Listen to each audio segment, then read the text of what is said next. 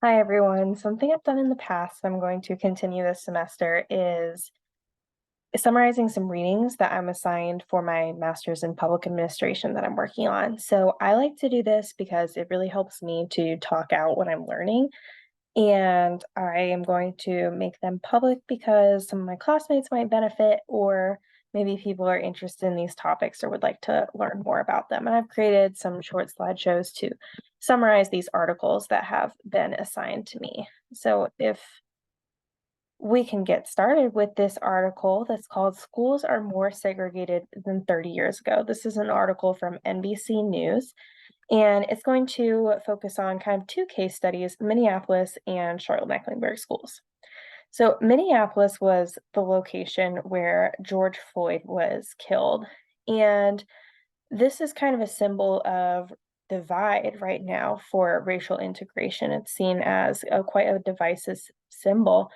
And for this to happen in this city, this article points out that in the 1990s, this was quite a model city for school integration, is what this article focuses on. So currently, this area is moving towards school choice, where the parents have a lot of say in where the students go to school. However, that was intended as a recent initiative to try to decrease segregation and integrate more schools. However, it has really only increased de facto segregation.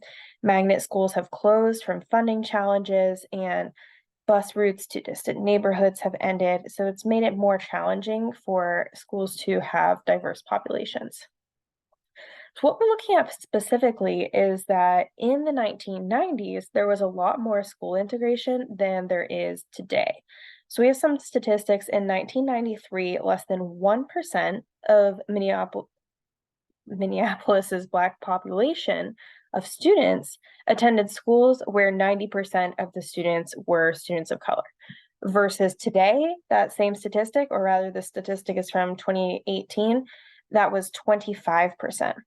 And nationwide, we see a similar trend from 33% to 40%. So this is probably not a number that we would hope to see go up.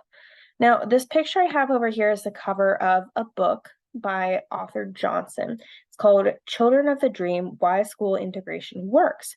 So he kind of speaks to why it is important to work towards equitable school attendance. And he has followed some students who attended schools in the 80s and 90s when integration numbers were high, and saw that those students who had the opportunity to attend schools where the school population was similar to that of the district overall, those students were more likely to stay in school longer, including attending college, and earn higher wages, as well as have more lasting marriages and some other lasting positive impacts throughout their life.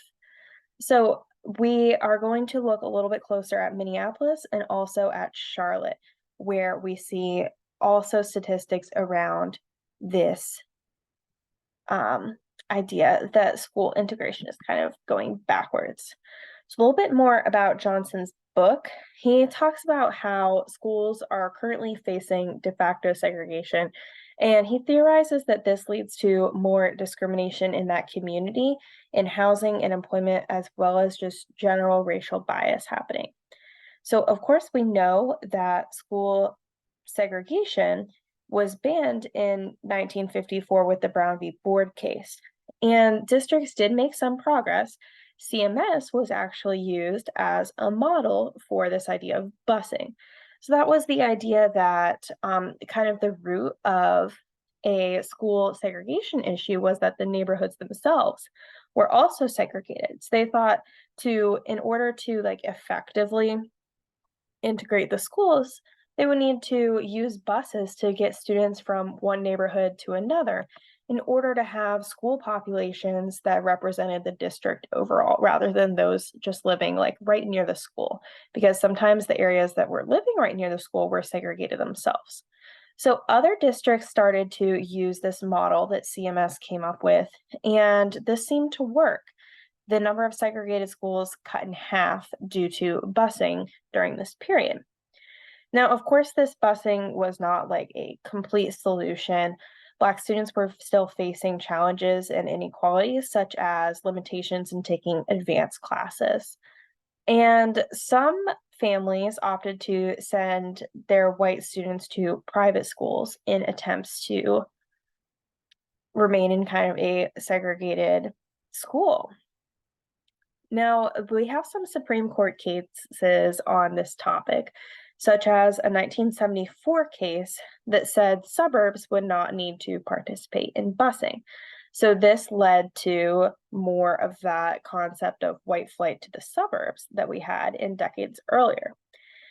And a 1991 Supreme Court case gave local judges the ability to stop busing altogether if those local judges felt that their district had made a good, honest effort to use this busing system. So that's probably why we see that first statistic around 1993. So this is when these judges are first starting to make these decisions to no longer use this busing method.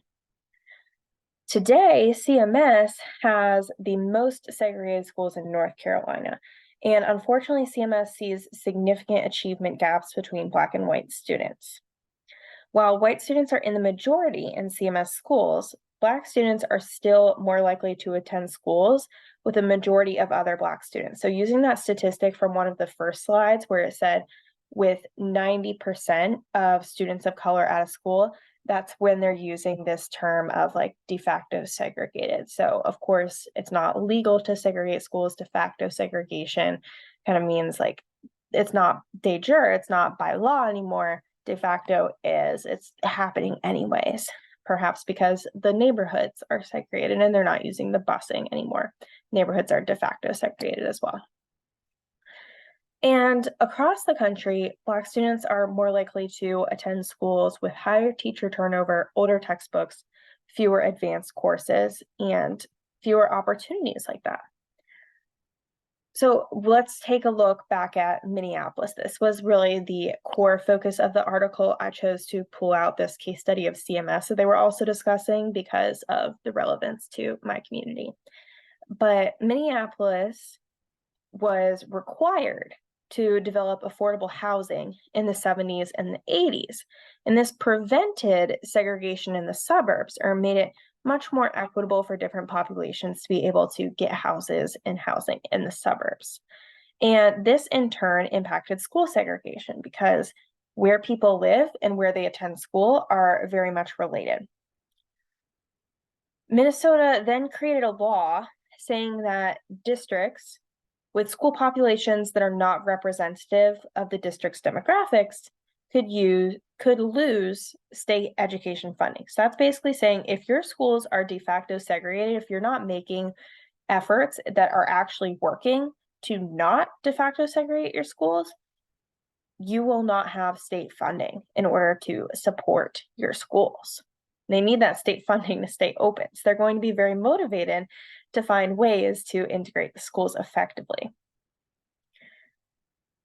Now, recent Supreme Court rulings have been preventing states from using race to make any zoning decisions. So, as Minneapolis, as Charlotte, as cities and states across the country have moved away from busing, moved away from some of these policies that were enacted in the 70s, 80s, and 90s, and now the Supreme Court has determined that using race to determine zoning or where the school districts or school zoning lines will fall, one of the solutions that people in this article recommend is to create more equitable housing opportunities. Because again, since it's so closely related where you live and where you go to school, we can kind of kill two birds with one stone here if we can create more equitable neighborhoods for people to live in. So that is all I have for this quick article. Thank you all so much for listening. I hope that you enjoyed.